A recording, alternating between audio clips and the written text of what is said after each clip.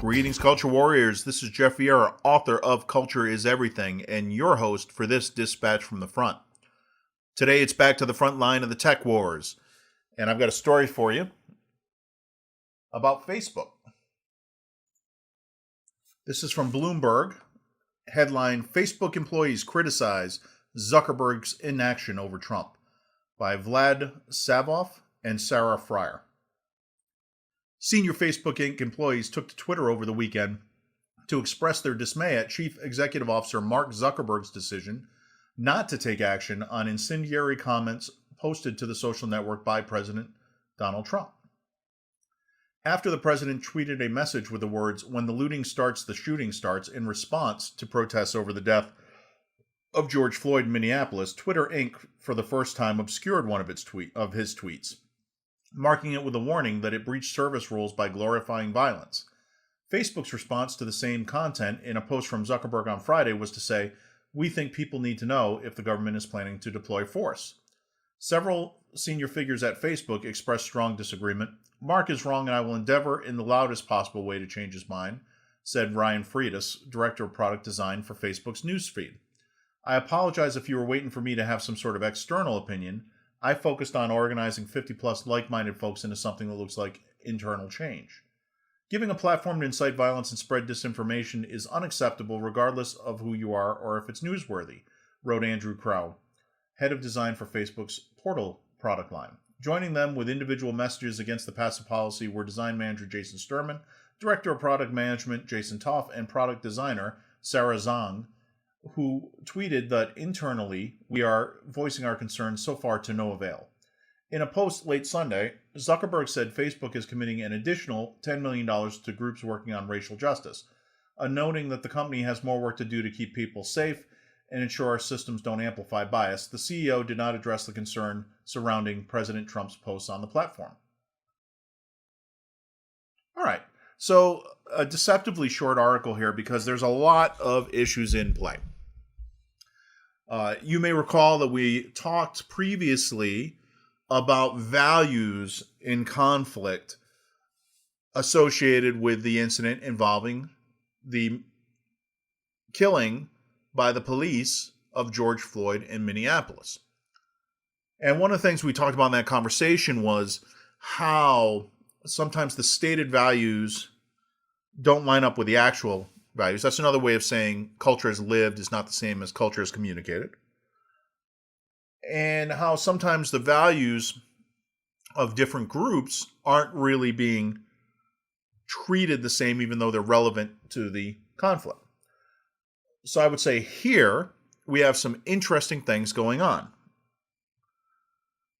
And much of it is implied. You have to think about it. You have to take your analysis to kind of the next level in order to get your mind around what's really in play here.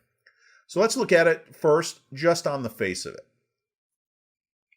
So U.S. President Donald Trump had a tweet in response to the beginning of violent riots and looting.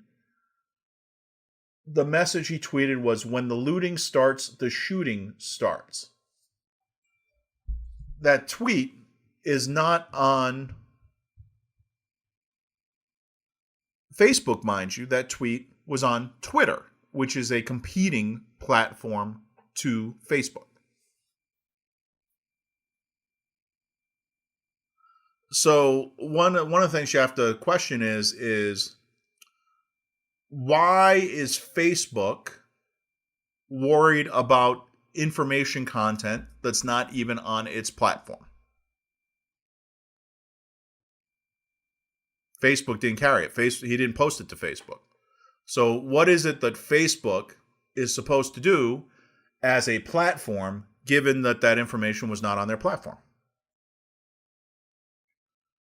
Secondly, you notice that the titles of the people involved here, Director of Product Design, Head of Design, Design Manager, Director of Product Management, Product Designer, those titles are kind of related. I don't know what Facebook's organizational structure is, but it sounds like these people are all from the same part of it, right? It's all design, design, design, design, design. And what's interesting about that to me is you look at it and say, well, what does Donald Trump or anyone's statements have to do with design, the features of Facebook? What's it got to do with any of that? I think the answer is nothing. And yet you see that these people, some of whom are certainly have senior titles, feel no compunction at all about publicly, name a sign, criticizing their CEO on a sensitive topic.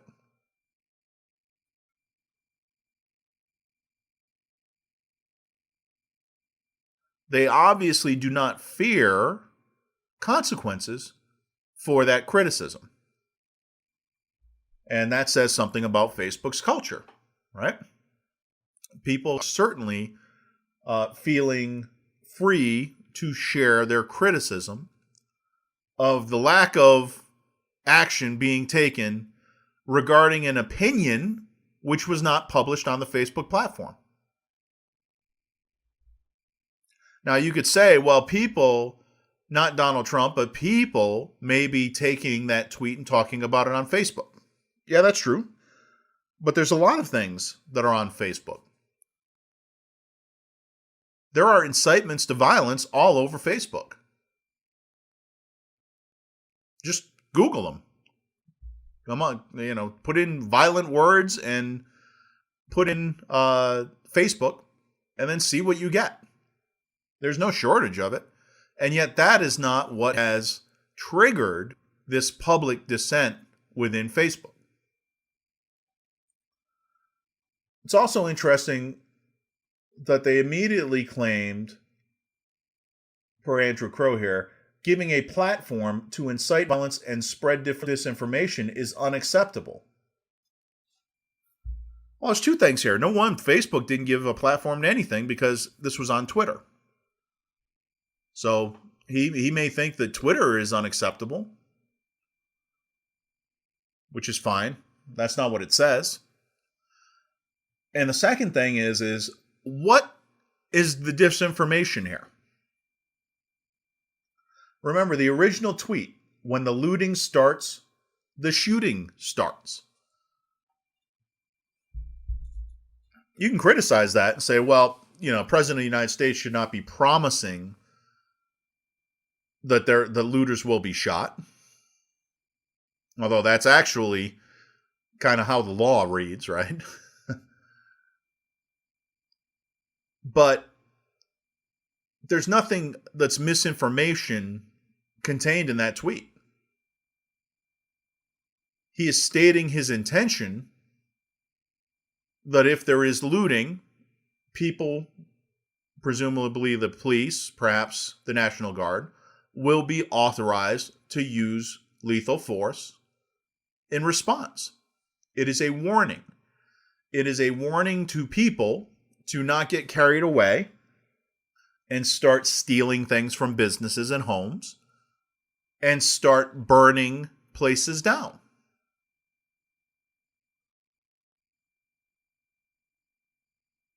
So the reason why President Trump tweeted that message, whether you agree with it or not, was to warn people of the consequences of engaging in that sort of criminal activity. There's nothing misinformed in any of that. But misinformation has become a label for anything which the prevailing ideology of the tech giants, such as Facebook, anything they don't like. And increasingly, we're seeing the big tech is dominated by hardcore leftists. That is their ideology.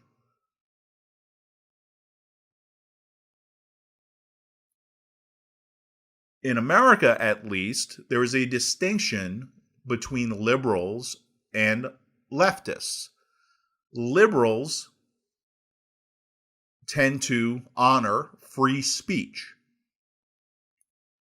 Leftists despise free speech and attempt to curtail it wherever possible.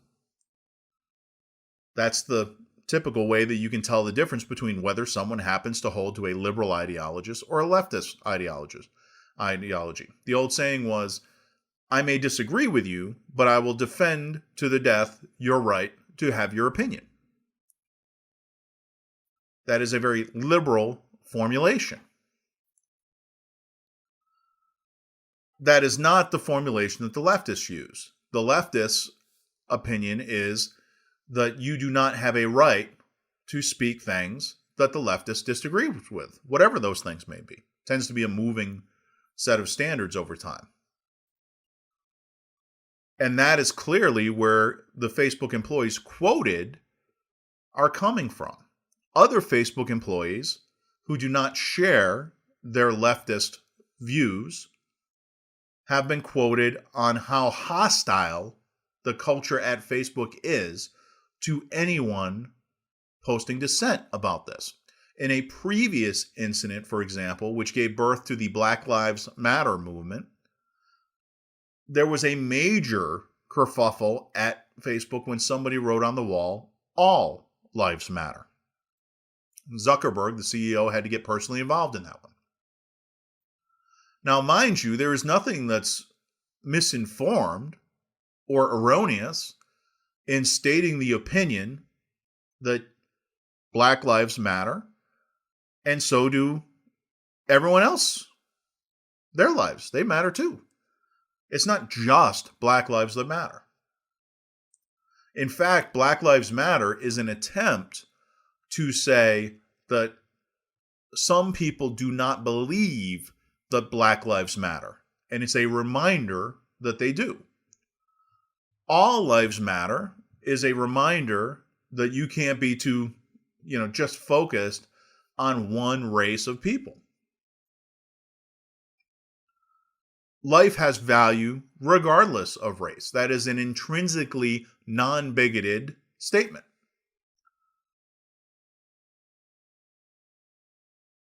And so it's simply got a slightly different emphasis geared towards an implied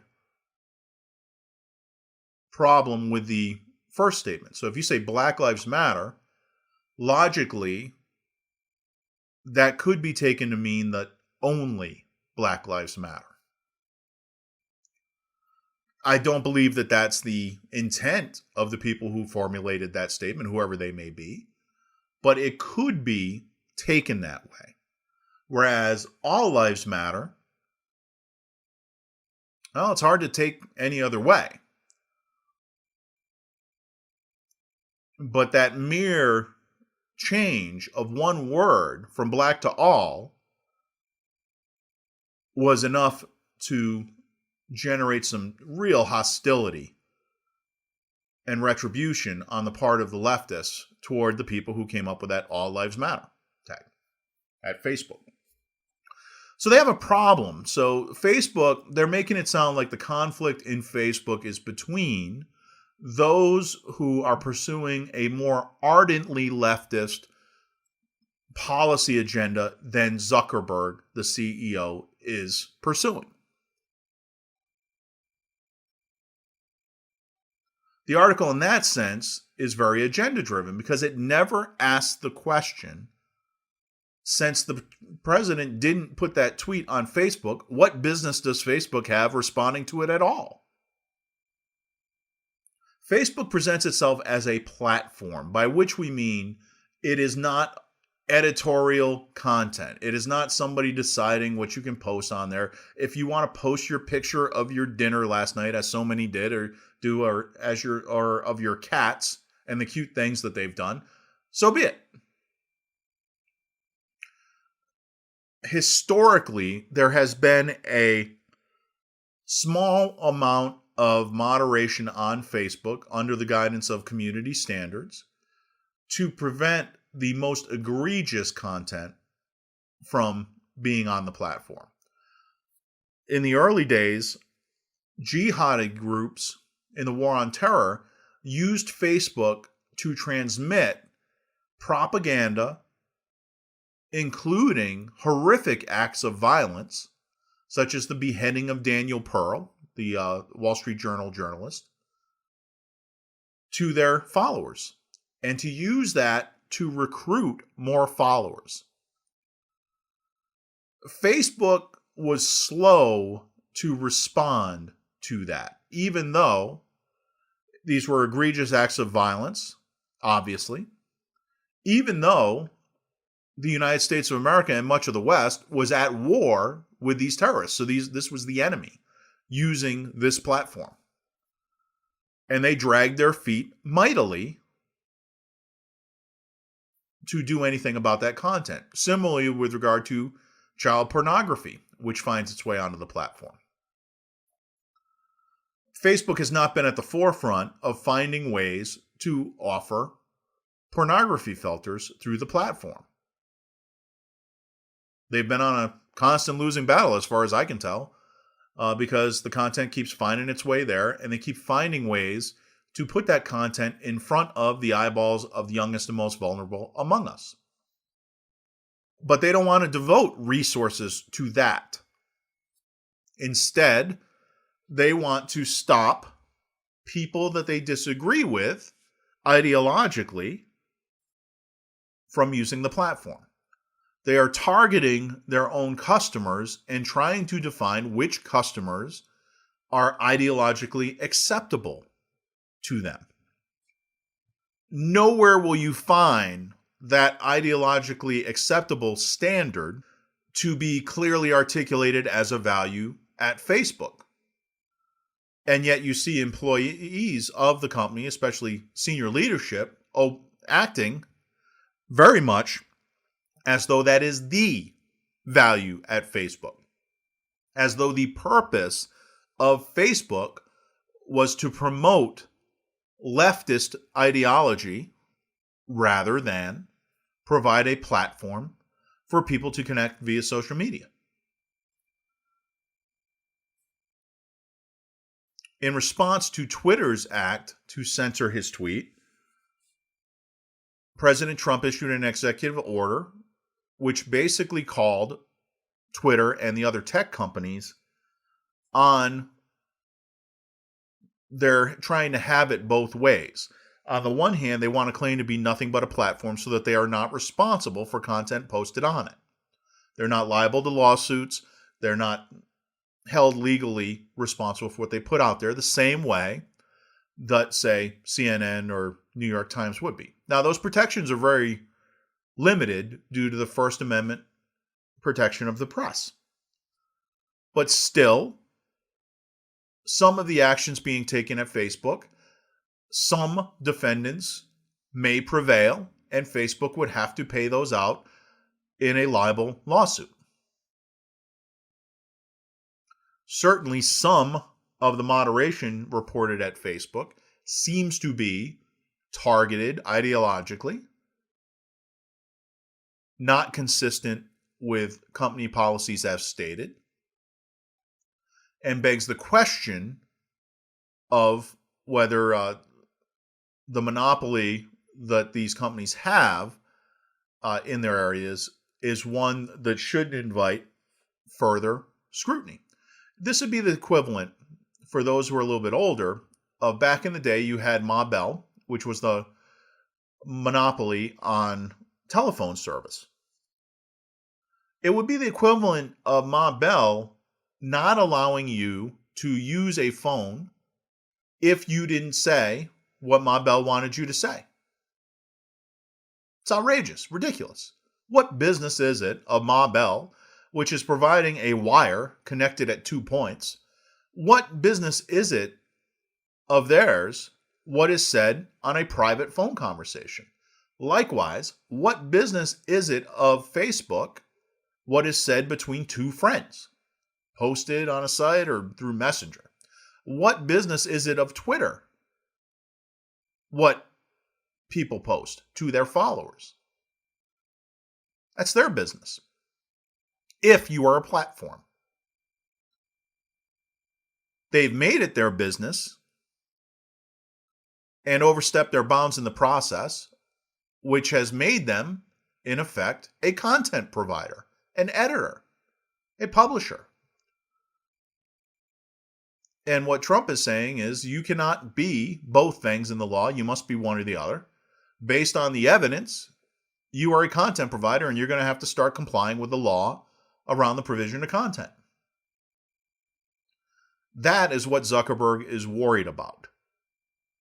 And that is why Zuckerberg has been very muted in his response. Whereas in the past, he has been very much on the side of the leftists in his leadership, which is also probably why they feel free to speak out in public as they do.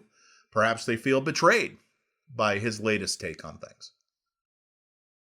But here we have a clear conflict where the original intent of the company, the original purpose of the company to connect people,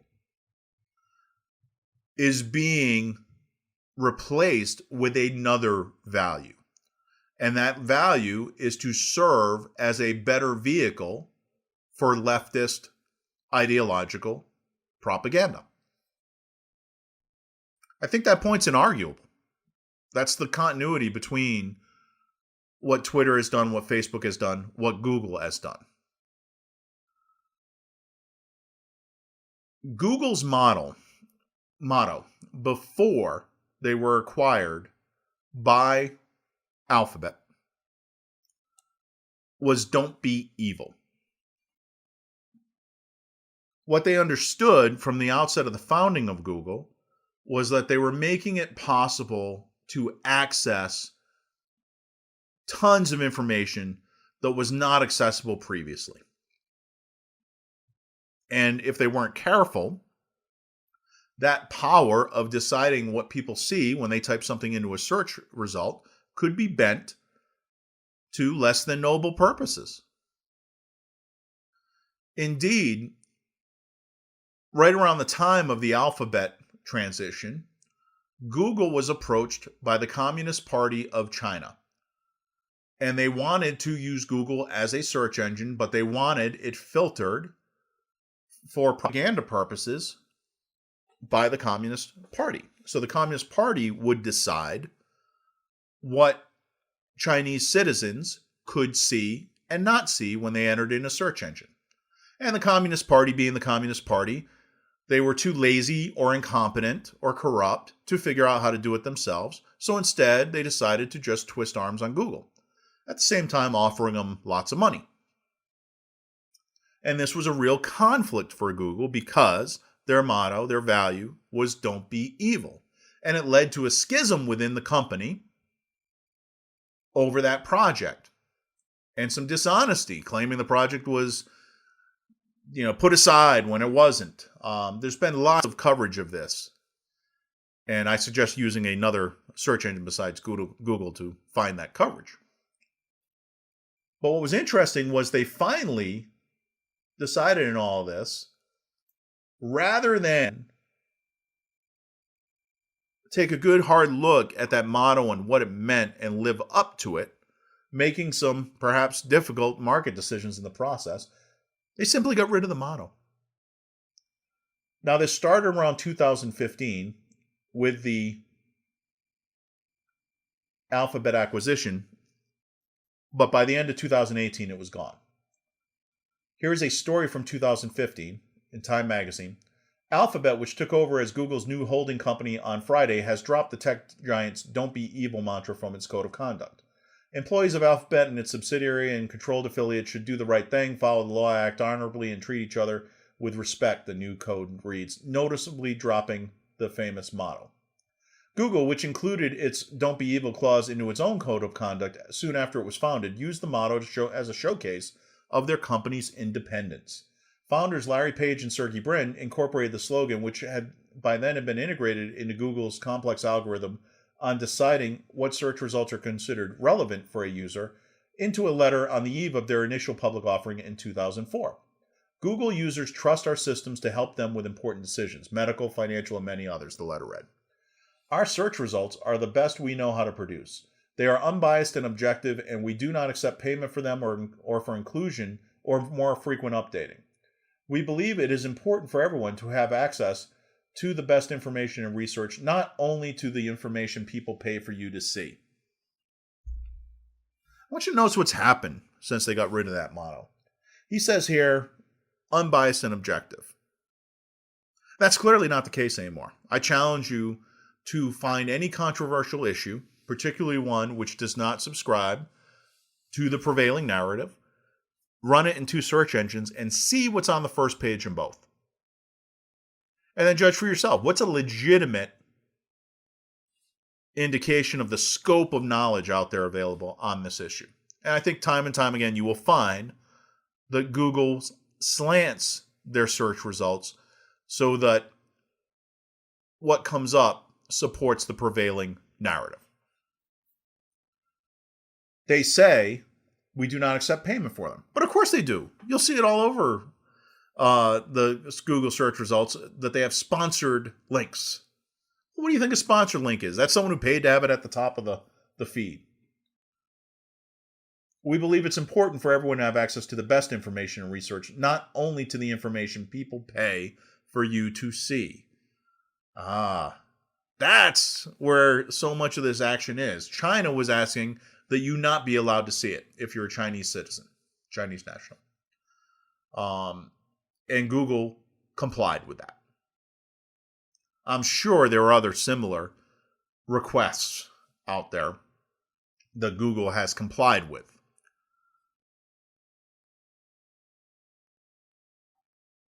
But look at how that series of values that are kind of indicated in that 2004 letter, the founding document of Google, if you will, has eroded over time. And the first thing to go was the don't be evil model. Now they replaced it with some watered down boilerplate. Doesn't mean anything. But clearly, they've decided that being evil is an option.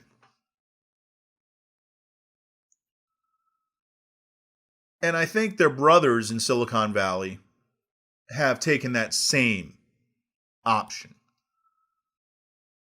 That what was intended at the outset of the internet age to be the freeing of information, and with it the freeing of people. No longer would people be able to control choke points on information in the media and so dominate and oppress a people by limiting their access to information. That wouldn't be possible anymore with the dawn of these tech companies, these social media companies. That was the original vision. That's why so many of those founders have since stepped away, took the money and ran. Now they are intentionally trying to limit that information. They have Orwellian terms for it, no doubt. Well, we're just preventing misinformation. Okay, who decides what's misinformation? Well, fact checkers. Who are these fact checkers? Well, it's about 90% people who agree with the prevailing narrative. Yeah, that's problematic. We've seen this with Wikipedia, which started out with the same kind of thinking, which was, hey, this would be an encyclopedia of the people where people could share information. And over time, it's devolved into the same thing. Nobody trusts Wikipedia anymore for anything, even the most basic information. As a result of it, it's become slanted. It's dominated by a handful of super editors who dictate the content. So especially on anything remotely controversial, you can't trust a thing Wikipedia says. And then if you want to seek out alternate sources for that information, better find a search engine that'll show you results that are unbiased, because Google won't. If you want to talk about those things with your friends, forget Twitter and forget Facebook. I've run into posts recently where whole segments of conversation are not allowed to be posted. We're not talking violence here. We're not talking pornography. We're talking simple issues of the day, which the platform will intercede on. They will not even let you talk about these things in their so-called private messaging functions. Big brother looking over your shoulder while you're talking to somebody. Their values have changed for the worst, changed for oppressive reasons, authoritative reasons, totalitarian reasons. Their values have changed. And the only question in my mind is, when will we see platforms develop which have contrary values, value free speech, the exchange of ideas, recognize that information wants to be free, must be free? When will those companies come to the fore?